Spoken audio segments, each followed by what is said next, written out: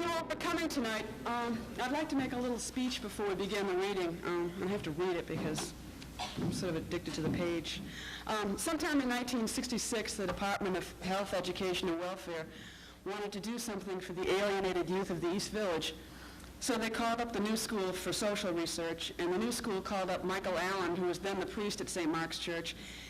And then the priest said, yeah, we should do something for the alienated youth of the East Village. So they started a film project and a theater project and the poetry project. And the poetry project is the only one that still exists today, and it had its first reading in September of 1966. So this is the 20th birthday of the poetry project. And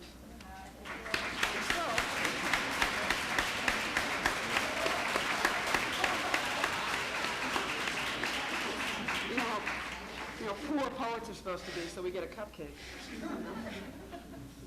But we couldn't be starting off the 20th season, or the 20th anniversary with a better reading. This is,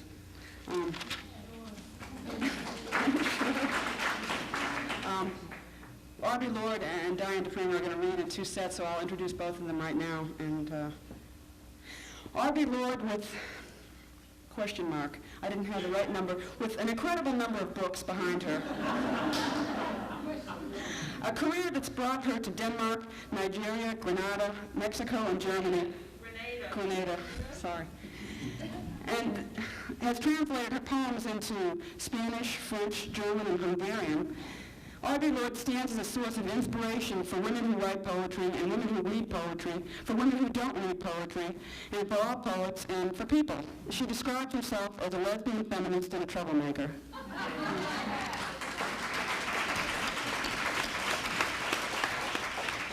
Diane Dupree has done everything.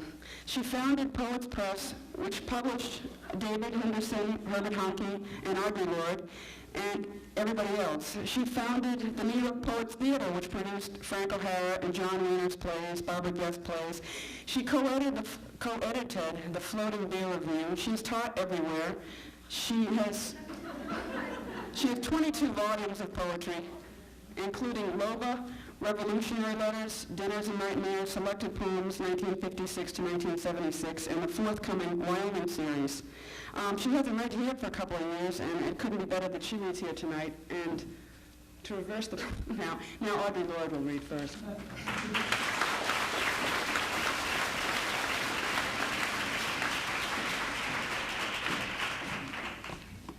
Thank you. While I get this together, I want you to know, can you hear in the back? This is a very special occasion for me, and I think for Diane also. We haven't read together in a very long time. But we started out together, right? Where it all began. Mm-hmm. Want to say how long ago that was? Oh, maybe 50 years ago. Diane and I went to high school together.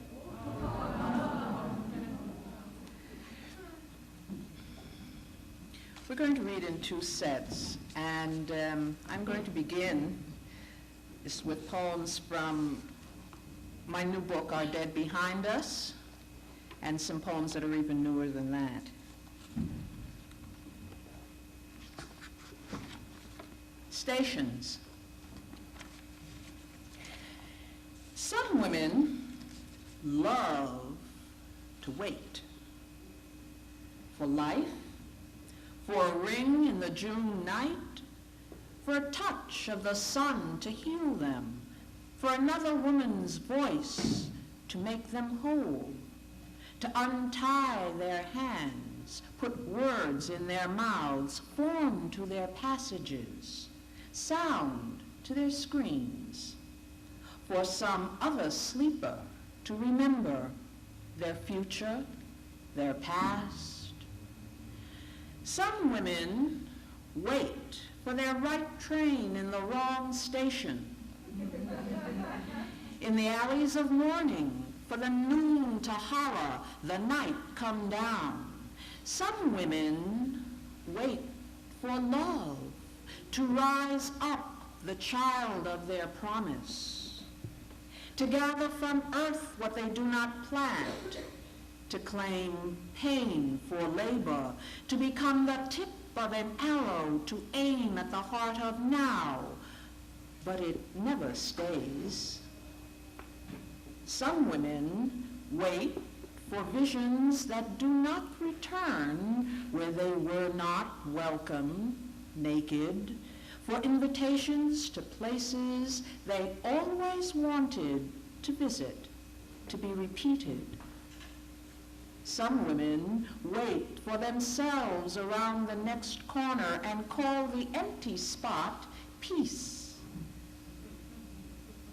But the opposite of living is only not living, and the stars do not care. Some women wait for something to change, and nothing does change, so they change themselves. Would you hold that until the end, please? I can give you lots and lots of reasons, but most important, it's because it makes me nervous.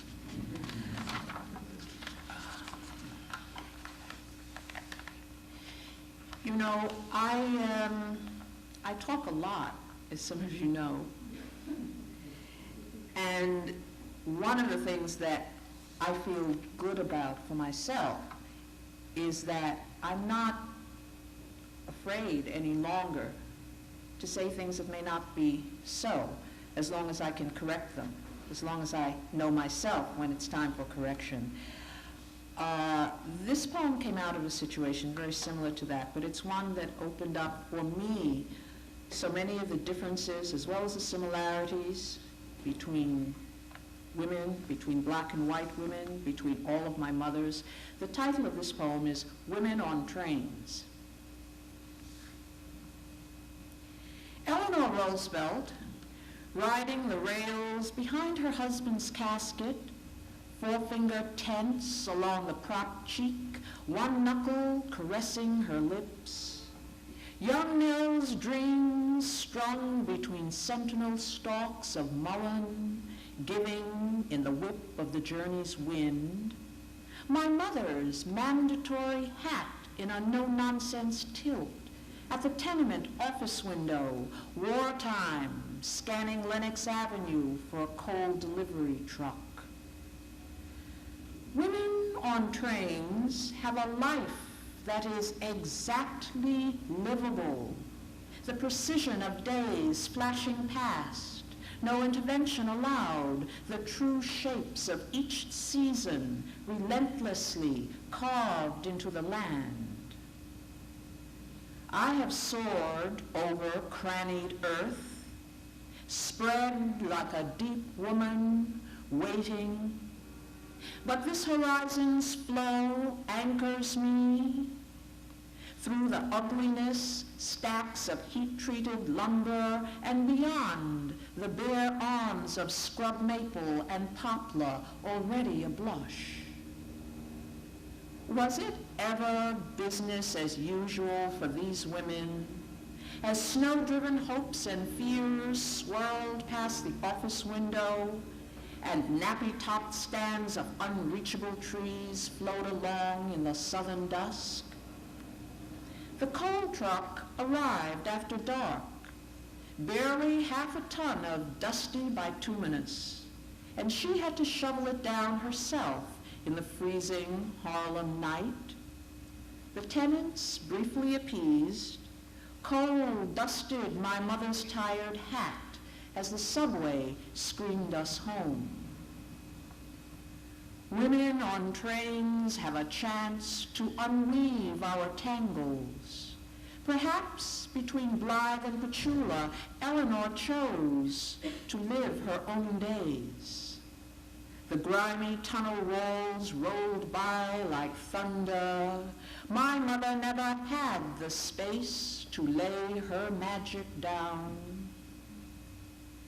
Between new lumber and the maples, I read your question, owning the woman who breaks, the woman who is broken.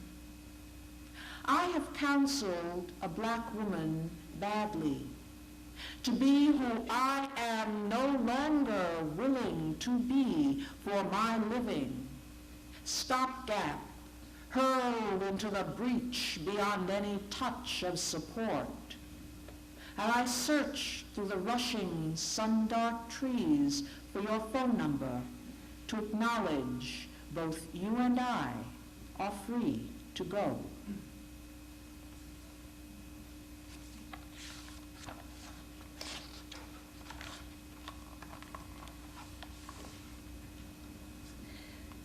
This is the latest in a very long set of love poems. It's a particularly New York love poem, too, so I'm very pleased to be reading it here for the first time. The title of it is Making Love to Concrete.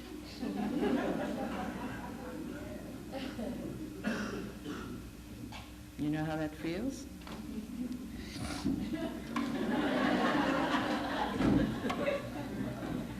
An upright abutment in the mouth of the Willis Avenue Bridge.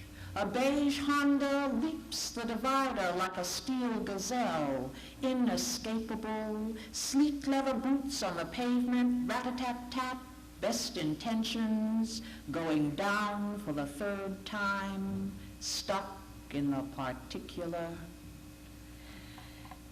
You cannot make love to concrete if you care about being non-essential, wrong or worn, thin, if you fear becoming diamonds or lard. You cannot make love to concrete if you cannot pretend concrete needs your loving. To make love to concrete, you need an indelible feather and white dresses before you are 10, a communion lace veil, milk-large bones, and airy drills in your nightmare. No stars until you go to the country one summer when you are 12. Con Edison pulls the plug on the street corner moons, while Pergus Nacht and there are sudden new lights in the sky, stone chips that forget. You need to become a light rope, a hammer, a repeatable bridge, garden fresh broccoli, a dozen dropped eggs. The hint of you caught between my fingers, a wooden beam propped up on barrels across the mine terrain between forgiving too easily and never giving at all.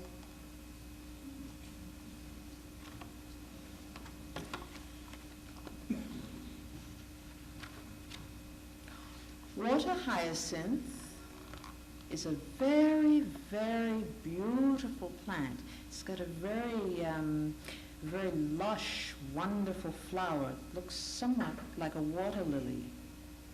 And it's also very, very dangerous because it clogs every river that it grows in. The title of this is Burning the Water Hyacinth. We must flame the river to keep the boat paths open. Your eyes eat my shadow at the lifeline, torchless, completing each other's need to yearn, to settle into hunger, faceless, a waning moon. Plucking desire from my palms like the fire hairs of a cactus, I know this appetite, the greed of a poet or an empty woman trying to touch what matters.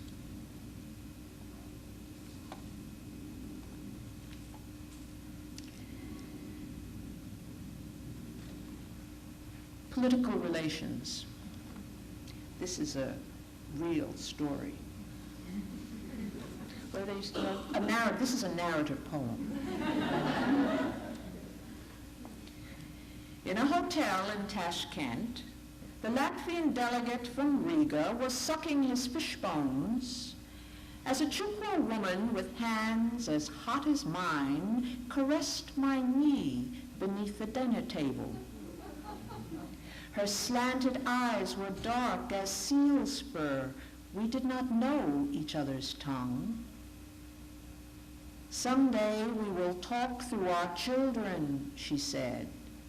I spoke to your eyes this morning. You have such a beautiful face. And the thin-lipped Moscow girls translated for us, smirking at each other. Well, I had watched her in the conference hall, ox-solid, black electric hair, straight as a deer's rein, fire disc eyes sweeping over the faces like a stretch of frozen tundra. We were two ends of one taut rope stretched like a promise from her mouth, singing the friendship song her people sang for greeting. There are only 14,000 of us left. It is a very sad thing. It is a very sad thing when any people dies. Yes, I heard you this morning, I said, reaching out from the place where we touched, poured her vodka, an offering which she accepted like roses, leaning across our white Russian interpreters to kiss me softly upon my lips. And then she got up and left with the Latvian delegate from Riga.